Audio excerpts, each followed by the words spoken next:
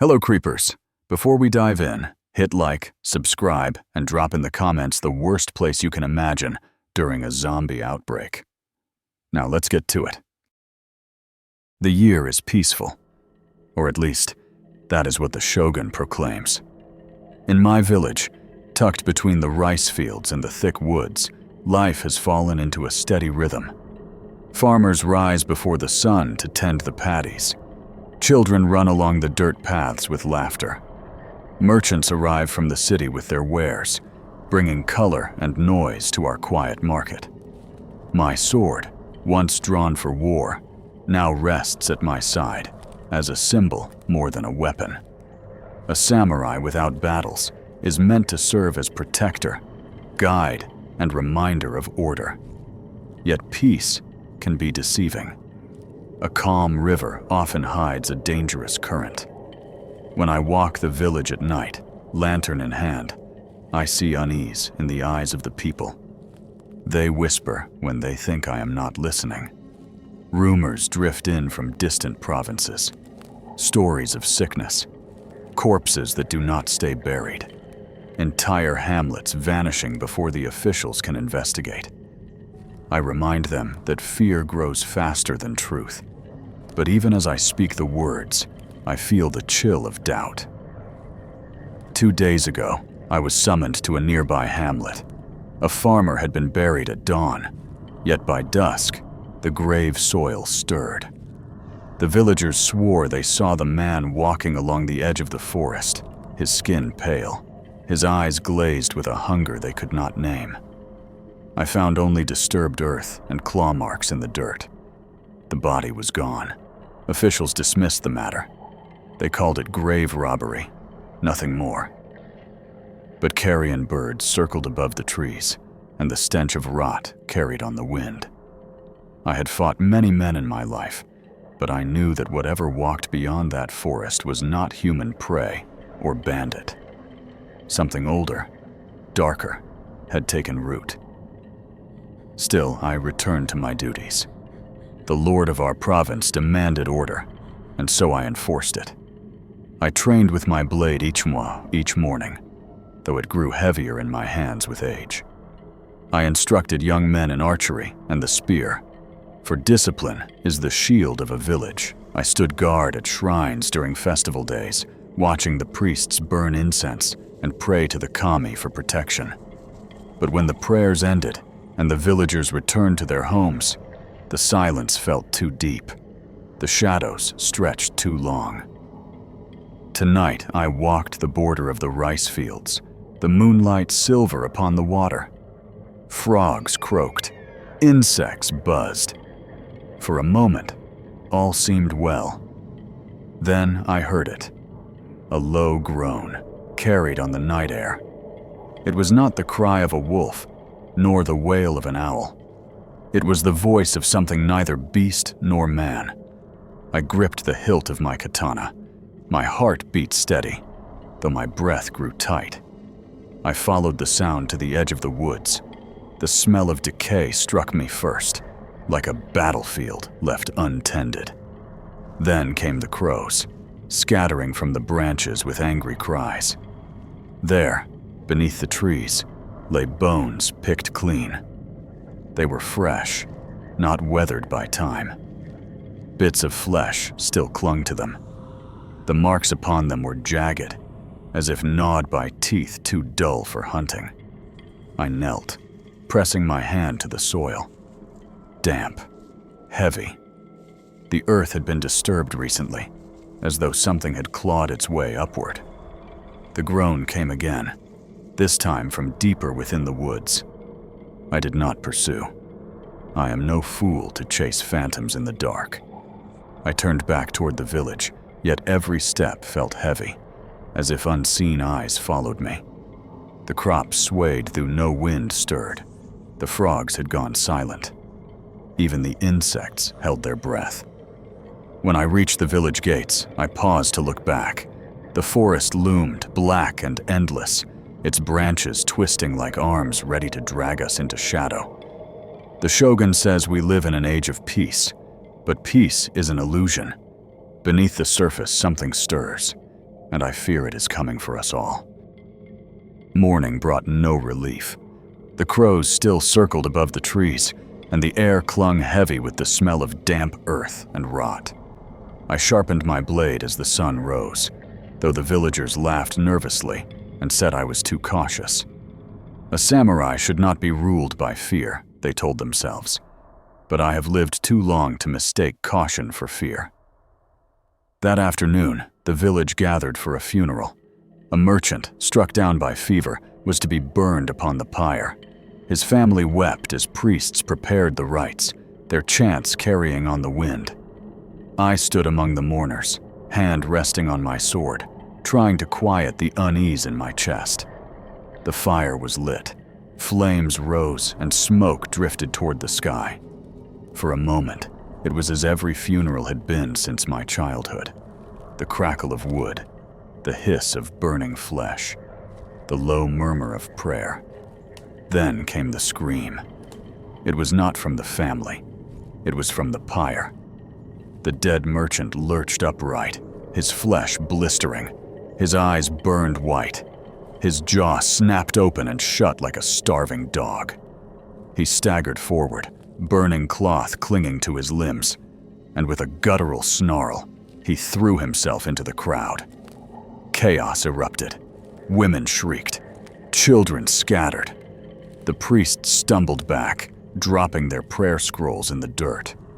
Men rushed forward to restrain him, only to be bitten and clawed.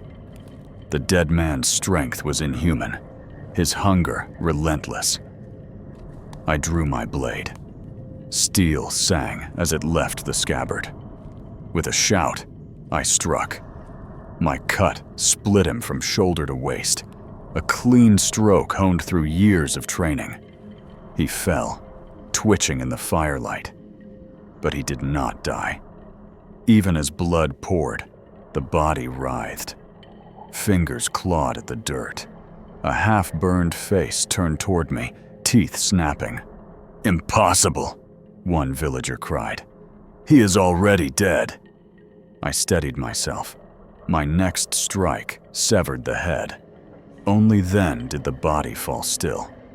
The silence that followed was heavy, broken only by the crackle of fire and the distant cries of crows. No one spoke. No one moved. Every eye turned toward me, wide with terror. The family of the dead merchant wailed, torn between grief and horror. One of the priests trembled as he whispered of curses, of the wrath of restless spirits. Others muttered that this was sorcery, some dark foreign trick. But I knew what I saw. This was no ghost, no curse. This was something worse. The infected men who had rushed to hold him down now staggered. Blood seeped from their wounds. Their eyes dulled. Their breaths grew ragged. They collapsed, twitching, clawing at their throats. Moments later, they rose again, pale and lifeless, their mouths dripping with blood. The crowd broke.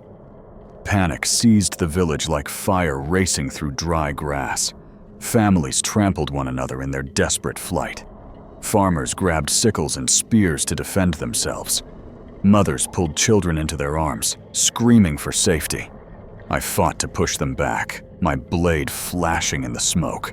One of the risen men lunged at me, jaws wide. I struck his neck, clean through. His head rolled, his body dropped. Still, more stumbled forward, their skin gray, their movements jerky but strong. By the time the last of them lay motionless, severed and broken in the dirt, the square was painted in blood.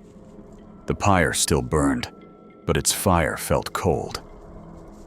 I stood in the center, chest heaving, sword dripping. Around me, the people stared with wide, terrified eyes. None dared speak. None dared breathe too loudly. Finally, an elder stepped forward, his voice shaking. "This sickness is no sickness. It is evil. If it spreads, no village will survive." Others argued. Some wanted to flee to the castle at once. Others demanded we burn the infected and pray to the gods for mercy. Fear split the village, every voice rising into chaos. I raised my sword, silencing them. My words cut sharper than steel. This is no spirit and no trick. This is death itself.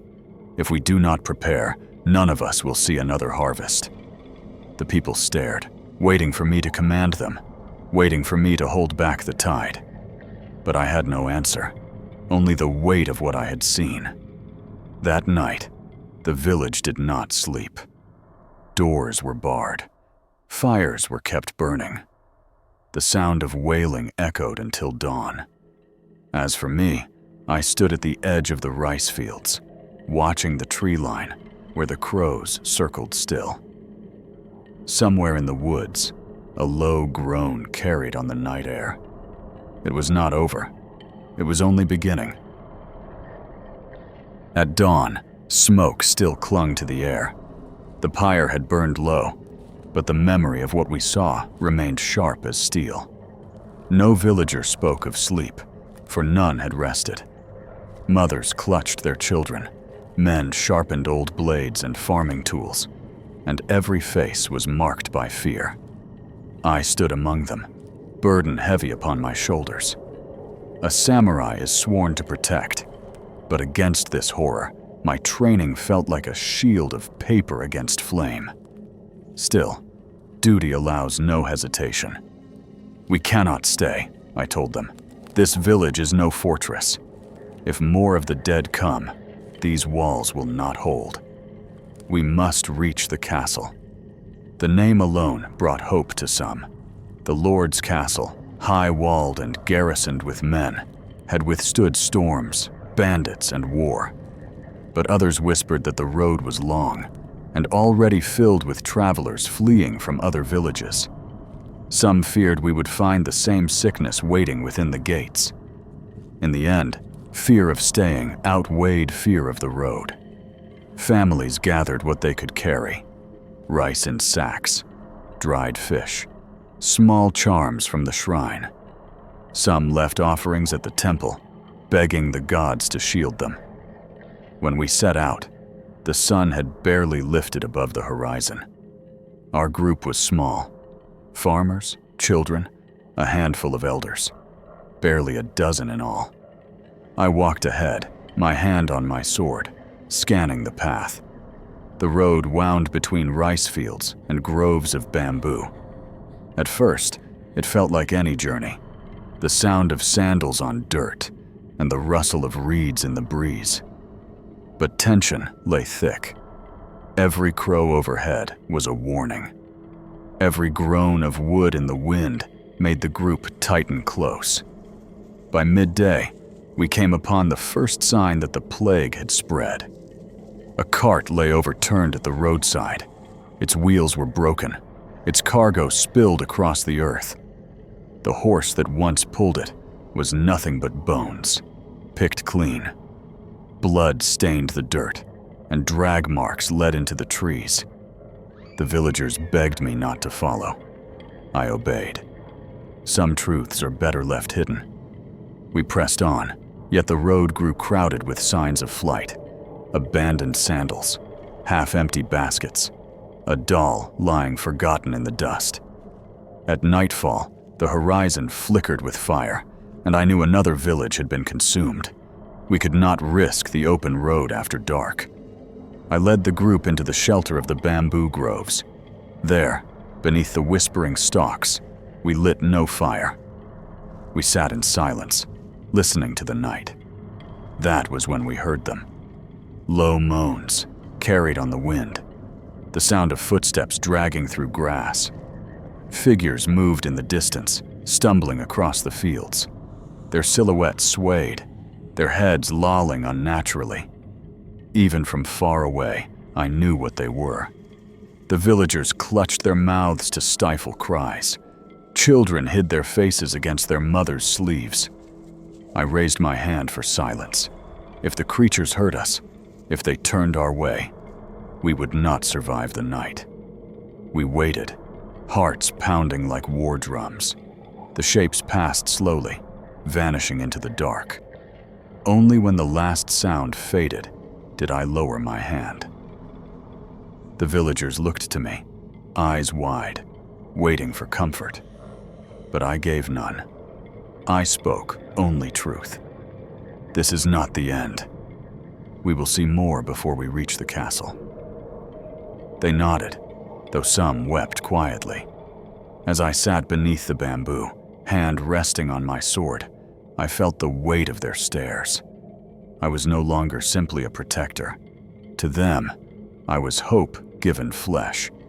If I faltered, they would fall with me. The night was long. Each rustle of leaves, each cry of an owl, made the villagers tremble. But the dead did not return. By dawn, we were still alive. We set out again, silent and weary, the castle still far ahead. I prayed it would still stand by the time we arrived. By the second night, the group's strength began to falter.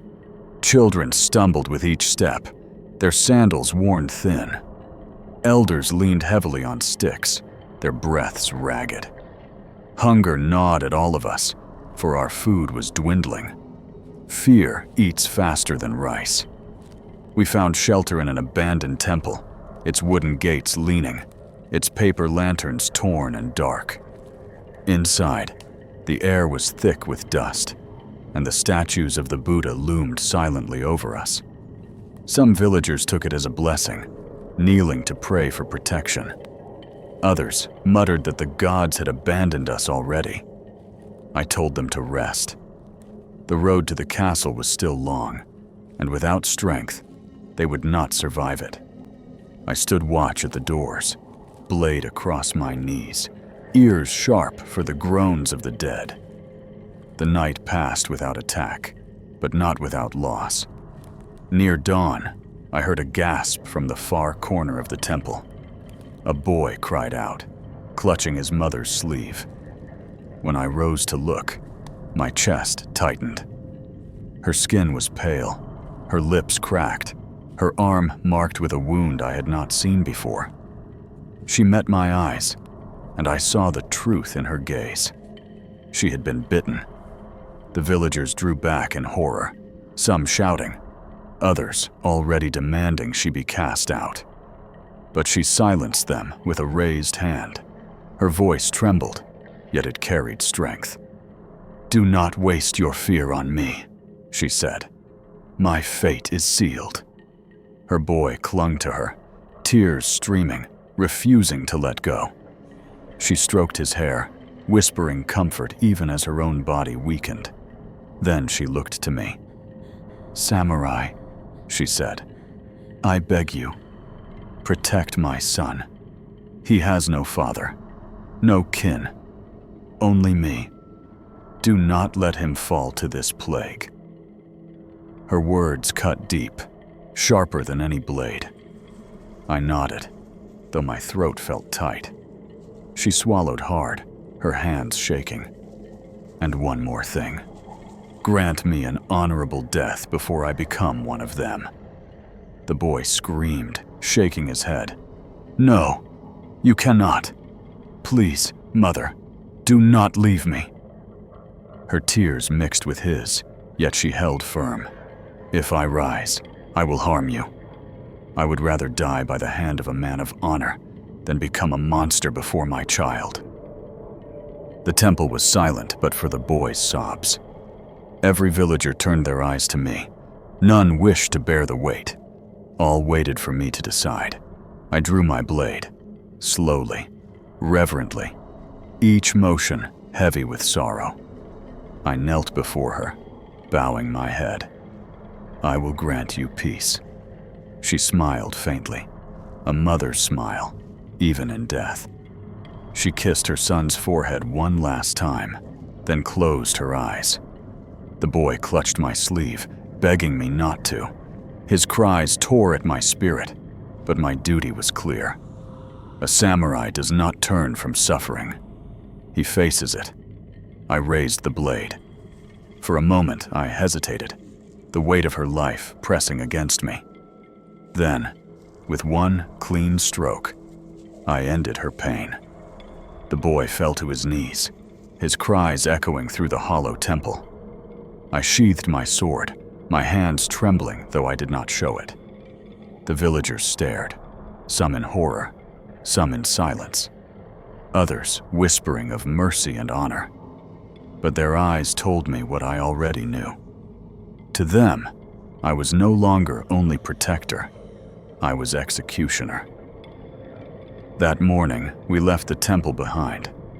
The boy walked at my side, his face pale, his eyes empty. He spoke no words, but his small hand gripped my sleeve, refusing to let go. I did not push him away. As we traveled, the villagers began to question among themselves. Whispers carried on the wind. They asked if my sword could protect them from what was coming. They asked if honor had any meaning in a world where the dead walked. They asked if I would kill them too, should they fall. Their doubt was a heavier burden than any armor, but I bore it in silence. By the time the sun rose high, the boy still clung to me. His mother's blood was on my hands, and her plea echoed in my mind. Protect him. I had killed many men in my life, but that morning taught me the true cost of survival. Steel alone cannot carry it. It carves itself into the soul. The days blurred together as we marched toward the castle. Hunger slowed our steps. Fear hollowed our eyes. At times I wondered if we walked toward salvation or only deeper into ruin. By the 5th day, we reached the edge of a village I had once known well. Its rooftops rose above the trees, its fields once green with harvest. But smoke curled from broken timbers, and the air smelled of blood and ash. The villagers with me hesitated, whispering prayers under their breath. I raised a hand for silence. If we cut through the town, we could save time. If we avoided it, the road would double our journey. I knew what had to be done. We move through, I said. Stay close. Do not wander. And if you see the dead, do not scream. The boy at my side tightened his grip on my sleeve, his small hand cold against my skin. We entered the village at dusk. Houses stood hollow, their doors hanging loose, their walls charred by fire. A cart smoldered in the street, the horse beside it little more than bone. Flies buzzed thick, and the silence was broken only by the creak of wood. Then came the sound, a low moan carried on the wind. Shapes emerged from the alleys, skin gray, eyes lifeless, jaws opening and closing as they shuffled toward us. Some wore the tattered remnants of armor, retainers, who had once defended this place. Others still wore the clothes of farmers, priests, even children. All were the same now. The villagers cried out in fear. I drew my blade. "Stay behind me." The first one lunged. My strike cut deep, severing its neck. It fell, twitching, lifeless. But more came. 10, 20, a tide of pale flesh, dragging their feet through the dirt, their groans filling the air like a death chant. "Move!" I shouted. "Stay together!" We pushed forward, weaving through narrow streets as the dead swarmed from every corner. Doors burst open as corpses stumbled into the road. Windows shattered as pale hands clawed through. The moans grew louder, echoing off the walls surrounding us. I cut them down as they came. My blade flashed, severing heads, splitting bodies. Blood sprayed across the dirt. Each strike grew heavier, my arms burning with the weight of steel and exhaustion. Yet still they came. The villagers stumbled behind me, clutching one another. Some swung farming tools in desperation, striking skulls with sickles and wooden poles. Others could only run, tripping over bodies that lay half-burned in the street. We turned a corner and froze. The square ahead was filled with fire. Dozens of corpses burned in the flames, yet even as they burned, some still crawled, reaching with charred hands, jaws snapping. The heat seared our skin, the smoke choking our lungs. We had no choice but to pass through. "Stay low," I shouted, covering my mouth with my sleeve. I led them through the fire, cutting down the crawling dead that reached for our legs. The boy coughed, his small body trembling, but he did not let go of me. By the time we stumbled through the other side, the villagers were coughing, their eyes red from smoke. But the dead were still behind us, their moans never ending. We reached the far end of the village just as the sun dipped below the horizon. The walls of the last houses loomed around us, but the way forward was blocked. More of them stood in the street, packed shoulder to shoulder, their numbers endless. Trapped. The villagers cried out, some collapsing to their knees in despair. The boy clung tighter to me, his voice a whisper. "We cannot escape." I gritted my teeth. "We will." I raised my blade high and charged. The villagers had no choice but to follow. The street became a battlefield. I swung left and right, each strike a desperate measure. Heads rolled, bodies fell. Blood sprayed across my face and arms. The dead clawed at me, their nails raking my armor, their jaws snapping inches from my throat. I fought with every ounce of strength left in me. The villagers screamed behind me, striking with poles and stones, doing anything to survive. One man fell, dragged down by 3 of the dead. His cries were cut short as teeth tore into him. His wife shrieked, but another villager pulled her forward. There was no time to mourn. We broke through, breath ragged, bodies trembling. We stumbled out of the village into open fields. Behind us, the dead still pursued, their groans echoing across the burning rooftops. We did not stop until our legs could carry us no further. When at last we collapsed beneath the open sky, the villagers wept openly, clutching one another as if afraid they too would vanish. I stood, chest heaving, sword dripping with blackened blood. Around me, the survivors stared with hollow eyes. They had seen their homes, their friends, their families consumed in fire and hunger. The boy leaned against me, too exhausted to cry. I placed a hand on his shoulder. The truth was clear. What we had faced was not a sickness, not a curse. It was a tide of death sweeping across the land, and we were but grains of sand before it. The castle rose on the horizon like a mountain of stone. For days we had stumbled through fields and forests, past villages turned to ash, and roads littered with corpses. Now, at last, we saw high walls stretching into the sky, banners fluttering in the wind.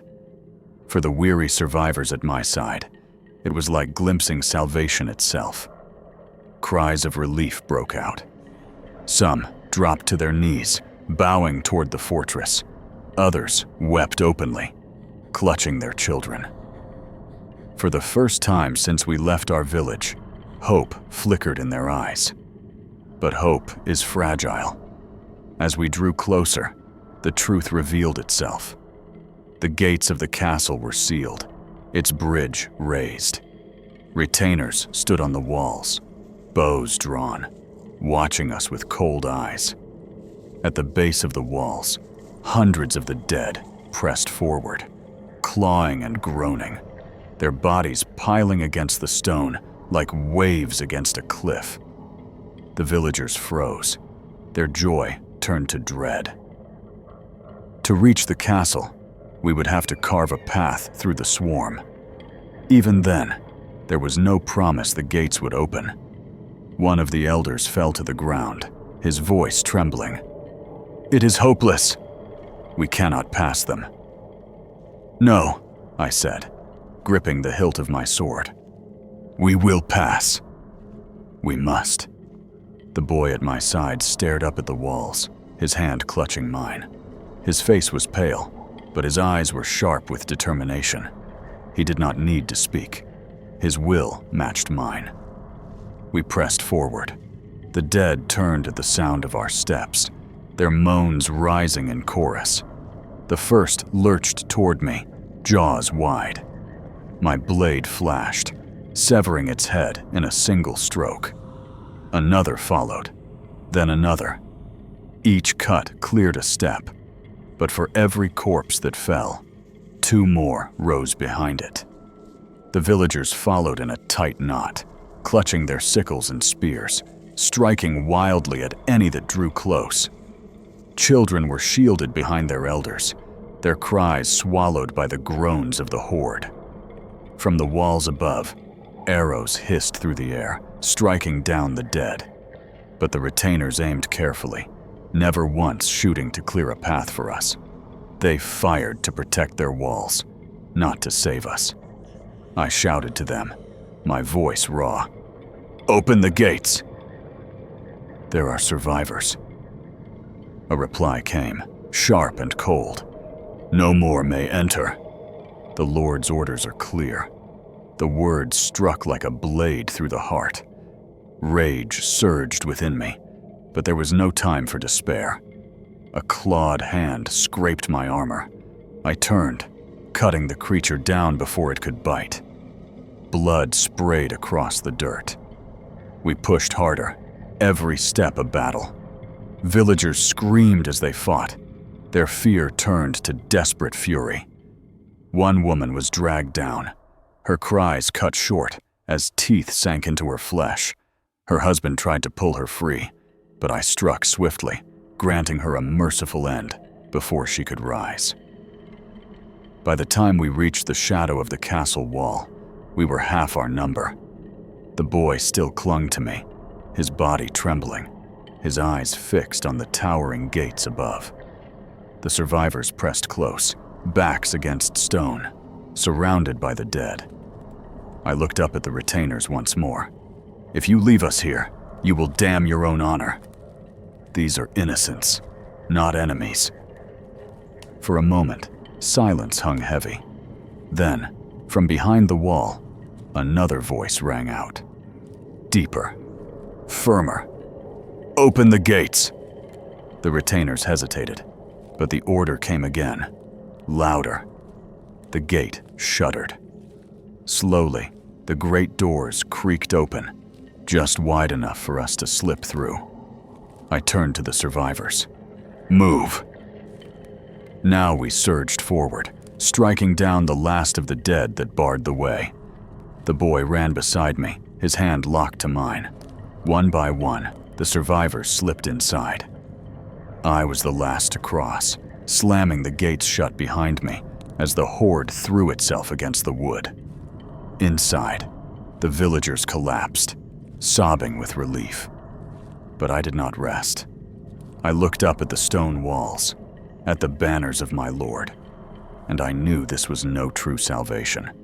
A fortress may hold for a time, but even stone crumbles beneath the weight of endless waves. The castle walls shook beneath the pounding of countless fists. The groans of the dead rose like thunder, seeping through every crack in the gate. Inside the courtyard, survivors huddled together, clutching their children, whispering prayers. For a moment, it felt like we had won our way to safety. But as I listened, I realized the truth. We had only delayed the inevitable. The lord of the castle emerged from the inner keep, his armor polished, his gaze sharp. He was a man I had once sworn to serve. His retainers followed at his back, their spears gleaming in the torchlight. "You brought the horde with you," he said, his voice hard and accusing. "Because of you, the gates will fall. You are no savior. You are a curse." The words struck deep, but I did not flinch. I did what honor demanded. "Would you have left innocents to die on the road?" He sneered, his hand resting on his sword. Honor will not hold these walls. Sacrifice will." Even as he spoke, the gates groaned. Wood splintered. The first cracks appeared under the weight of the swarm. Panic surged through the courtyard. Survivors screamed. Retainers shouted orders, dragging carts and stones to reinforce the gates. But it was too late. The barrier buckled. Then it shattered. The dead poured through like floodwaters, their bodies spilling over one another, their jaws snapping, eyes burning with hunger. The courtyard erupted in chaos. Men, women, and children scattered in every direction as the horde swept in. I drew my blade, steel flashing under the moonlight. The first of the dead lunged at me, and I split it clean in two. The boy at my side clung to a wooden spear, trembling, but he held his ground. "Stay behind me," I shouted, cutting down another corpse. The retainers fought fiercely, but their lines broke within moments. For every one of the dead that fell, 3 more forced their way inside. Screams filled the night. Blood painted the stone. Through the carnage, the lord of the castle raised his voice. "Seal the keep!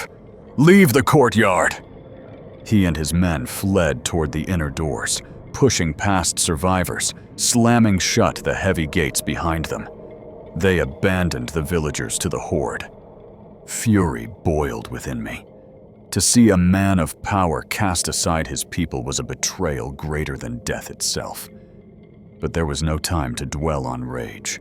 I cut a path toward the stables, shouting for the survivors to follow. Some heard me. Others were dragged down before they could move. I swung my blade until my arms ached, until my breath tore from my chest. The boy struck beside me, his small hands trembling as he drove the spear into a corpse's chest. Together we pressed on, step by step. At last, we broke free of the courtyard, slipping into the shadow of the stables. Inside, the horses screamed, panicked by the scent of death. A few had already been torn down, their bodies twitching as the infection took them. The sight turned my blood cold. "Mount quickly," I ordered. The survivors who remained scrambled to obey. I cut loose the ropes, driving the horses toward the open path beyond the wall. The boy clung to one, his face pale but determined. Behind us, the horde surged closer, their moans echoing through the stone corridors. Fire spread from toppled torches, climbing up the walls, turning the night into a blazing inferno. We had only one path left, through the eastern gate. But when we reached it, my heart sank. The gate was barred from the outside, locked tight. The survivors cried out in despair. The dead closed in, their hands reaching through the smoke. I pressed my palm against the wood, feeling its strength. It would not yield to blade or fire. There was only one way left. "Climb," I said, pointing to the wall. "Get the children up first." The villagers hesitated, fear freezing them in place. But when the dead drew closer, desperation gave them strength. They lifted the children, passing them upward, clawing their way onto the stone. One by one, they began to escape. I fought at the base of the wall, my sword cutting through flesh and bone. The boy stayed at my side, refusing to climb until I did. His stubbornness filled me with both pride and fear. "Go," I urged him. "I will not leave you," he said, his voice breaking. The dead pressed harder. One seized my arm, its teeth snapping inches from my flesh. I wrenched free, severing its head, but my strength waned. The wall loomed above us, but time was running out. I lifted the boy, shoving him upward. He grasped the hands of the villagers above and was pulled to safety. His eyes locked on mine, wide with terror. "Climb!" he cried. "Please, climb!" I reached for the wall, dragging myself upward. Below, the dead clawed at my legs, tearing at my armor. pain ripped through me, but I hauled myself higher, each breath a battle. Hands grasped mine. The villagers pulled with all their strength. For a moment, I thought I would fall. But then, with a final heave, I was over the wall. We tumbled down the far side, landing hard in the dirt. Behind us, the castle burned, its towers collapsing in fire and ash. The screams of the dying filled the air, mingling with the endless groans of the dead. The boy pressed against me, shaking, but alive. Around us, the survivors gathered, their faces hollow with grief. We had escaped, but at a terrible cost. As the fire consumed the castle, I tightened my grip on my sword. There would be no rest. Not here. Not anywhere. We had bought one night of life, nothing more. And tomorrow, the dead would hunt us again. Dawn crept over the horizon, painting the sky in shades of gray and gold. Smoke from the burning castle drifted upward, twisting into the clouds like a funeral pyre for all who had perished within. We stood on the ridge, silent, watching as the fortress crumbled into ash. The villagers who survived were few, their faces hollow and their eyes red from weeping. Children clung to their mothers. The wounded lay on the ground, wrapped in bloodied cloth, their fates uncertain. For the first time since the outbreak began, the battlefield was quiet. No groans, no screams, only the crackle of distant flames. The boy stood at my side, silent, his small hands gripping the wooden spear he had carried through the night. He did not look at me. He stared at the rising sun, his face pale and unreadable. I sheathed my sword, though its steel was still stained black with blood. My body ached, each step a reminder of the weight I carried. Yet my spirit did not break. I had led them this far. I would lead them farther still. "We move east," I said at last, my voice cutting through the silence. "There are villages beyond the mountains. Perhaps they still stand." Some nodded. Others simply followed, because there was nothing else left to do. We had no food, no shelter, and little strength. But we had life. For now, that was enough. As we walked, I thought of the Lord who abandoned his people. His castle now lay in ruins, consumed by the very horde he sought to shut out. I wondered if, in his final moments, he realized the truth, that walls cannot protect cowards. Only courage can. The boy broke his silence as we crossed into the woods. His voice was small, but steady. Will it ever end? I looked at him, at the smudges of ash on his face, at the fire in his eyes that refused to die. I wanted to tell him yes. I wanted to promise him peace, but lies would serve him no better than fear. "It will end," I said slowly, "but not today." His lips pressed into a thin line. He nodded once, as though he understood more than his years should allow. We pressed deeper into the forest. The morning sun burned away the mist, and for a time it almost felt like the world was alive again. Birds sang overhead. Leaves rustled in the wind. For the first time in many nights, I allowed myself to believe we might endure. Then we heard it. A sound carried on the breeze, faint but unmistakable. The moan of the dead. The villagers froze, their faces draining of color. The boy turned to me, his eyes wide. "They followed us," he whispered. I drew my sword once more, the steel catching the light of the rising sun. I met the eyes of those who still lived, and I spoke the only words left to guide us. "Then we fight." Until our last breath. The groans grew louder, echoing through the trees. Shadows shifted between the trunks, and once more, the nightmare began.